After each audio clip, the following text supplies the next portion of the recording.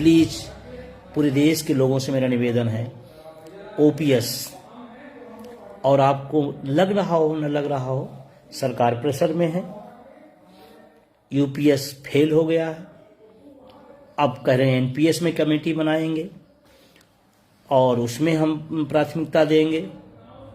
एक कमेटी समिति बंद करा जाए। सरकार से मेरा निवेदन है, जब लोगों ने एनपीएस को खराब बता दिया, यूपीएस को अस्वीकार कर दिया, तो फिर उसमें कमेटी का कोई मतलब नहीं है। कमेटी सिर्फ एक बात के लिए ओपीएस लागू कर दीजिए।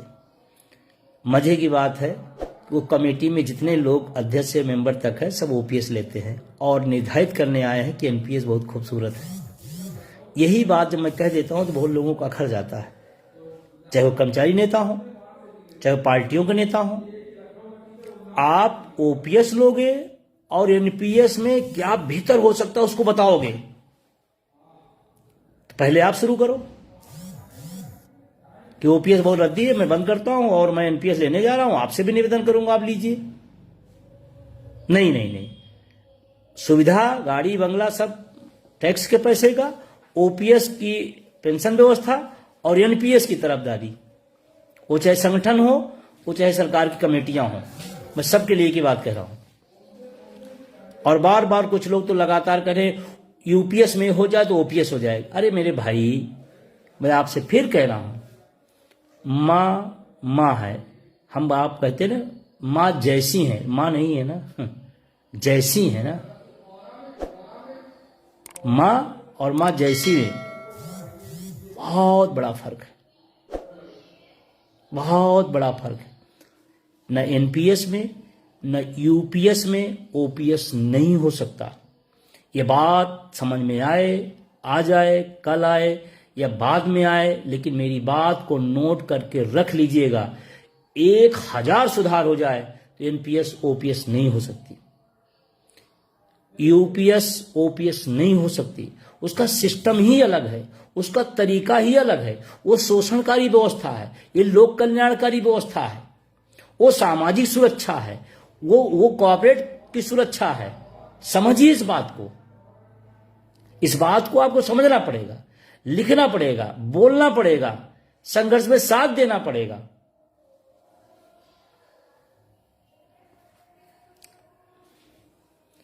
और पुनः आप सबको गणतंत्र दिवस की, 77वें गणतंत्र दिवस की बहुत बहुत बधाई देता हूं। लेकिन गणतंत्र दिवस, गण और तंत्र, जब हमारे महान दार्शनिकों ने, क्रांतिकारियों ने इसका नाम रखा गणतंत्र, गण के लिए तंत्र काम करेगा। वर्तमान दौर में क्या हो रहा है, गणतंत्र के लिए काम कर रहा है, तंत्र गण के लिए काम नहीं कर रहा है। गणतंत्र, तंत्र जो है वो गण के लिए काम करेगा। वक्त आज बदला कि गणतंत्र के लिए बात करने लगा है और ये दुर्भाग्यपूर्ण है। तंत्र किस लिए बना है, गण के लिए बना है। तंत्र की जिम्मेदारी क्या है, लोगों को अधिकारों सुविधाओं को देना। तंत्र का काम है इस देश के नागरिकों की सुरक्षा और व्यवस्था देखना। फर्क बहुत बारीक है, लेकिन समझ जाएंगे तो इसका अर्थ बहुत बड़ा है।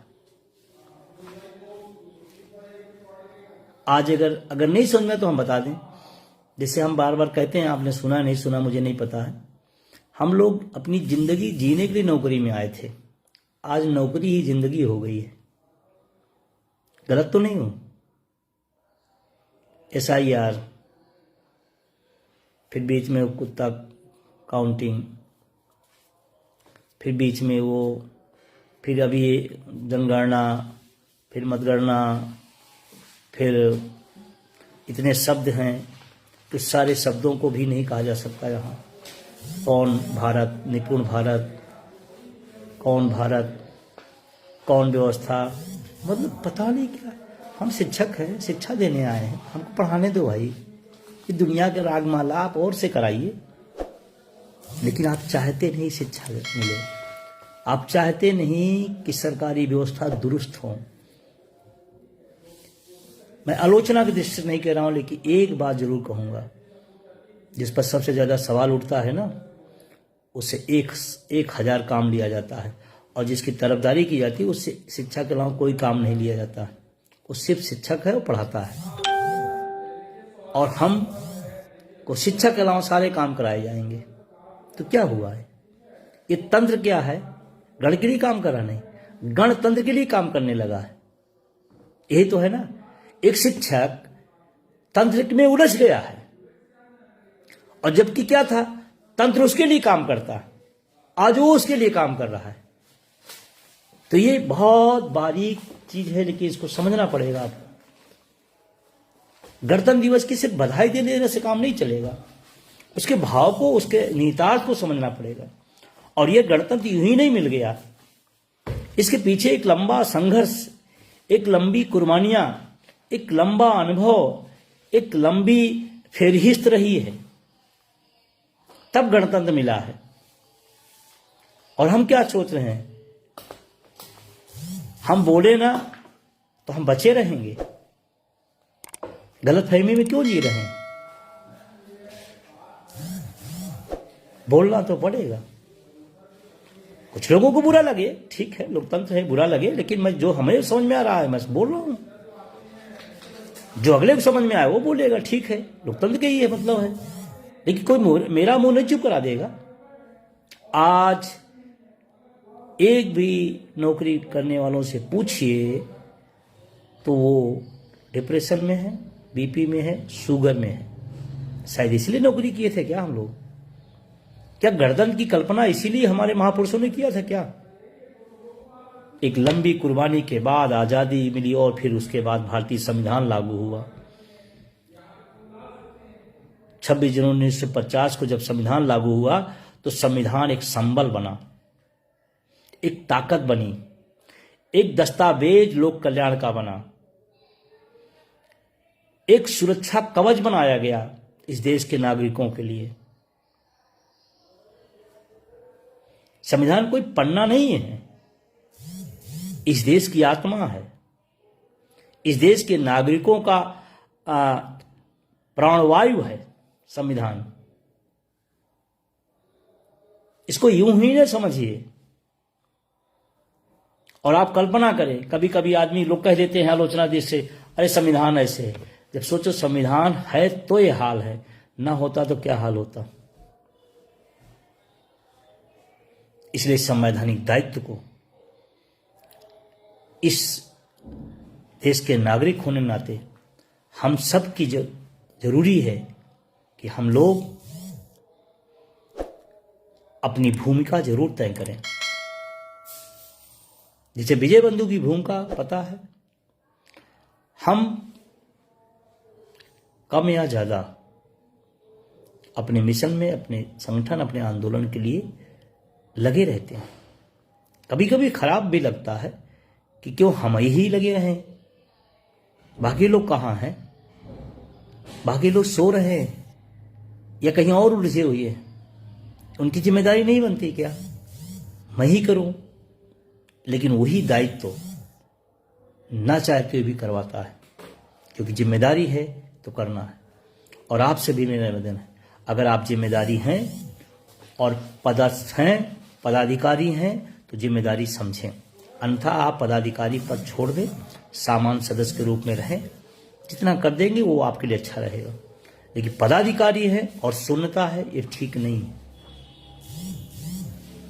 क्योंकि आपसे कोई एहसास नहीं होगा। लेकिन लाखों लोगों की उम्मीदें हैं आंदोलन, लाखों लोगों के सपना है ये आंदोलन, लाखों लोगों के लिए एक उम्मीद है ये एनएमओपीएस और अटेवा उसके साथी। उनको नाउम्मीद नहीं करिए, नहीं तो आप अपने आप से जब सवाल पूछा जाएगा, आप पूछेंगे कि मेरी इस आंदोलन में क्या भूमिका थी और क्या जिम्मेदारी थी और हमने क्या नहीं किया। आपकी आत्मा आपको कचोटेगी, आप अपने आप से नजर नहीं मिला पाएंगे। इसलिए जो चाहे ब्लॉक के हों, चाहे जिले के हों, चाहे मंडल के हों, प्रदेश के हों, देश के हों, अपनी जिम्मेदारी समझें। और एक जो खास बात मैं बता रहा हूँ, आपको क्या लगता है मुझे नहीं पता है। मेरी दृष्टि ऐसी कह रही है कि अगर हम थोड़ी सी सक्रियता और ला दें और हम आंदोलन को तीव्र कर लें तो हम बहुत नज़दीक हैं। मैं कह रहा हूं हम लोग बहुत नज़दीक हैं इस सपने को जो देखा था। लेकिन मैं सभी से निवेदन करूंगा कि अपनी भूमिका, अपनी सक्रियता आपको दिखानी पड़ेगी। सिर्फ दोसरों पर से काम नहीं चलेगा कि सरकार, मीडिया जब भी सवाल हो अपने पे भी सवाल करे कि हमारी जिम्मेदारी क्या है, हमारी क्या जिम्मेदारी है। हम भी अगर भागीदार हैं तो हमारी भी जिम्मेदारी होनी चाहिए। तो इस गणतंत्र दिवस पर अपनी, और ध्यान रखना संविधान में दोनों पक्ष हैं, राइट भी है, ड्यूटी भी है, मूल कर्तव्य भी हैं। तो आप किसी संगठन में हैं, आंदोलन में हैं, तो उसमें मूल कर्तव्य आपके हैं कि आप अपने आंदोलन को, अपने संगठन को मजबूत करने में आप भूमिका निभाएं।